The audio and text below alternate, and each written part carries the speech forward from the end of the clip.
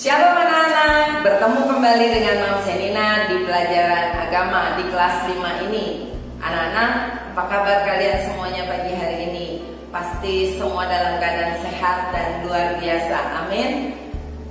Mam Senina rindu sekali bisa bertemu dengan kalian pagi hari ini. Walaupun kita nggak bersama-sama, tapi Mam Senina yakin anak-anak semua siap untuk belajar. Dan kita sama-sama berdoa ya, supaya pandemi ini segera berakhir dan kalian dapat kembali sekolah, berkumpul bersama dengan Bapak Ibu Guru dan teman-teman kalian, belajar bersama-sama di sekolah. Anak-anak, pagi hari ini di kelas 5 ini kita akan belajar agama dengan tema bertumbuh dalam Kristus. Kehidupan orang-orang yang percaya kepada Tuhan Yesus Kristus harus bertumbuh. Bertumbuhnya tapi harus di dalam Kristus. Seperti ada tertulis di dalam Kolose 2 ayat 7. Oke. Demikian firman Tuhan. Hendaklah kamu berakar di dalam Dia dan dibangun di atas Dia. Hendaklah kamu bertambah teguh dalam iman yang telah diajarkan kepadamu, dan hendaklah hatimu melimpah dengan syukur. Sekali lagi, hendaklah kamu berakar di dalam Dia, Yesus Kristus, dan dibangun di atas Dia, Yesus Kristus.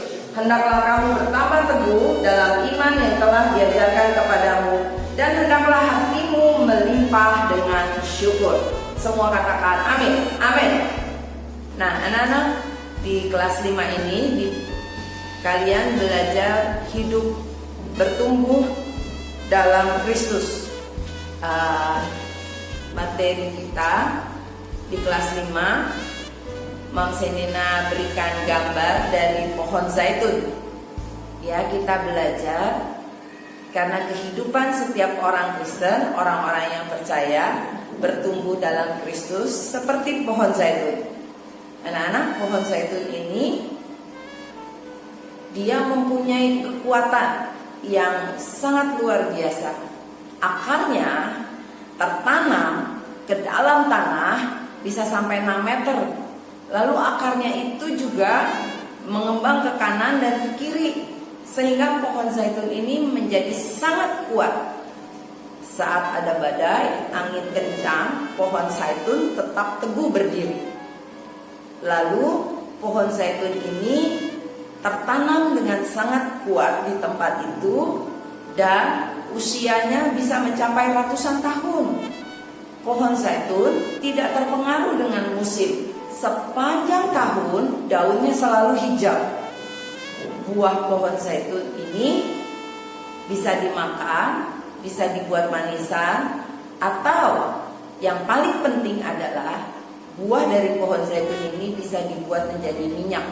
Di Israel, pohon zaitun ini buahnya dijadikan minyak dan dipakai khusus untuk mengurapi raja-raja. Juga buah dari pohon zaitun ini dijadikan minyak untuk pelita di dalam kemah suci. Supaya pelita itu tetap menyala, harus menggunakan minyak zaitun yang ditumbuk murni, tidak dicampur dengan bahan yang lain. Apa artinya? Artinya begini anak-anak, hidup kita sebagai orang percaya, kita harus berakar kuat, teguh, percaya kepada Tuhan Yesus Kristus dan menghasilkan buah. Artinya hidup kita harus berguna. Bagi siapa? Bagi Tuhan, bagi sesama manusia, bagi bangsa dan negara, bagi keluarga kita, dan bagi kita sendiri.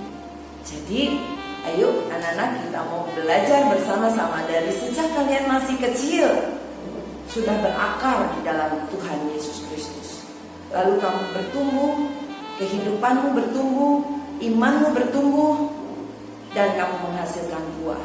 Buah yang bisa menjadi berkat buat orang-orang yang ada di sekeliling kita. Setiap anak-anak harus menjadi terang.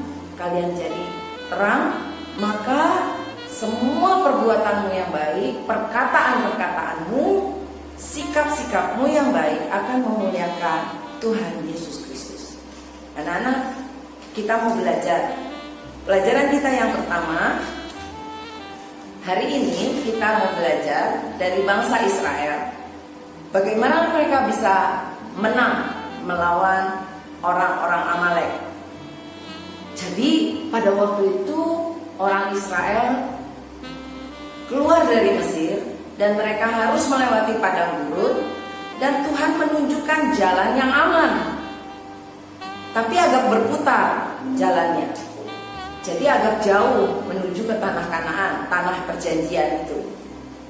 Nah, sampai di satu tempat yang bernama Rafim, bangsa Israel tiba-tiba diserang oleh orang-orang Amalek. Dan orang-orang Amalek ini menyerang barisan bangsa Israel yang paling belakang, barisan yang lemah, di mana banyak orang tua, ibu-ibu, perempuan, anak-anak kecil. Itu barisan yang paling belakang, barisan yang paling lemah. Itulah yang diserang oleh orang-orang Amalek. Nah, anak-anak, itu membuat Tuhan marah kepada orang Amalek karena mereka menyerang orang Israel, orang-orang pilihan Tuhan itu. Lalu Tuhan memberitahukan kepada Musa. Tuhan perintahkan Musa, kamu naik ke atas gunung, panggil Yosua, suruh Yosua pilih orang-orang Israel yang kuat-kuat, pemuda-pemuda yang gagah perkasa, yang bisa berperang. Besok kalian harus melawan orang-orang Amalek. Dan Musa melakukan itu yang diperintahkan oleh Tuhan itu. Yosua kumpulkan pemuda-pemuda yang gagah perkasa, dan Musa naik ke atas bukit. Lalu pada waktu orang-orang Amalek itu datang, Yosua berperang bersama-sama dengan orang-orang Israel yang gagah-gagah perkasa. Musa naik ke atas bukit. Apa yang dilakukan oleh Musa? Musa mengangkat tongkat. Selama Yosua berperang, Musa terus mengangkat tangannya, mengangkat tongkat yang diberikan oleh Tuhan. Tongkat Musa pada waktu dia memimpin bangsa Israel keluar dari Mesir, dia angkat terus tongkat itu. Sampai lama-kelamaan Musa ngerasa gini, kok tangannya lemes ya, capek ya. Dia turunin tongkatnya. Apa yang terjadi, anak-anak? Pada waktu dia turunkan tangannya, bangsa Israel menjadi lemah, kalah. Bangsa Amalek itu jadi kuat. Orang Amalek mendesak orang Israel sehingga orang-orang Israel itu jadi mundur. Musa angkat lagi tangannya, lalu orang Israel jadi kuat. Mereka menyerang orang-orang Amalek. Nah, anak-anak, kalau Musa menurunkan tangannya, bangsa Israel jadi lemah. Waduh, bisa kalah nih bangsa Israel kalau begini caranya. Kalau Musa angkat tangan terus sendirian, dia juga gak kuat. Anak-anak, lalu datanglah Harun dan Hur. Harun dan Hur menolong Musa, memegang tangan Musa di sebelah kanan dan di sebelah kirinya. Harun juga mengambil sebuah batu sehingga Musa bisa duduk di atas batu dan tangannya tetap terangkat sampai bangsa Israel makin lama makin kuat, makin kuat, makin kuat, dan akhirnya bangsa Israel mengalahkan orang-orang Amalek itu. Orang Amaleknya mundur, kalah melawan orang-orang Israel, dan mereka tidak berani datang lagi. Akhirnya bangsa Israel memenangkan peperangan melawan orang Amalek. Nah, anak-anak, pada waktu itu Tuhan berfirman kepada Musa. Lalu Musa mendirikan mezbah, dan Musa mengangkat tongkatnya dan berkata, Tuhan adalah panji-panjiku, Tuhan kemenanganku. Dan anak-anak, Tuhan berfirman kepada Musa, Tuhan akan menghapuskan orang-orang Amalek dari muka bumi ini, dan mereka semua akan dimusnahkan oleh Tuhan. Anak-anak, apa yang kita pelajari dari kemenangan orang Israel melawan Amalek? Pertama,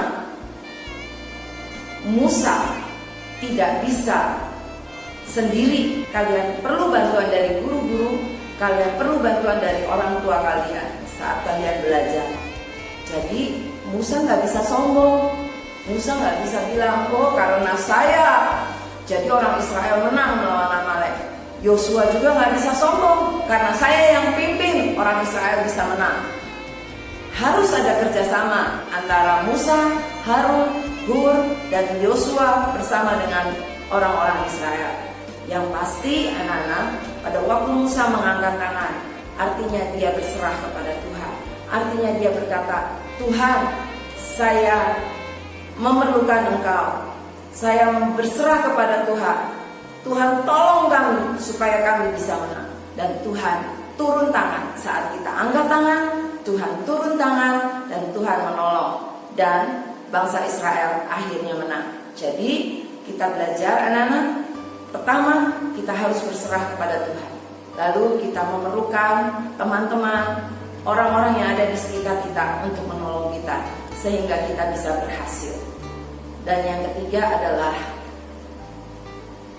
kita harus sungguh-sungguh percaya kepada Tuhan, bahwa Tuhan pasti menolong kita dalam setiap persoalan, masalah apapun yang kita hadapi. Terima kasih anak-anak. Sampai ketemu di pelajaran yang selanjutnya. Tuhan Yesus memberkati. Shalom.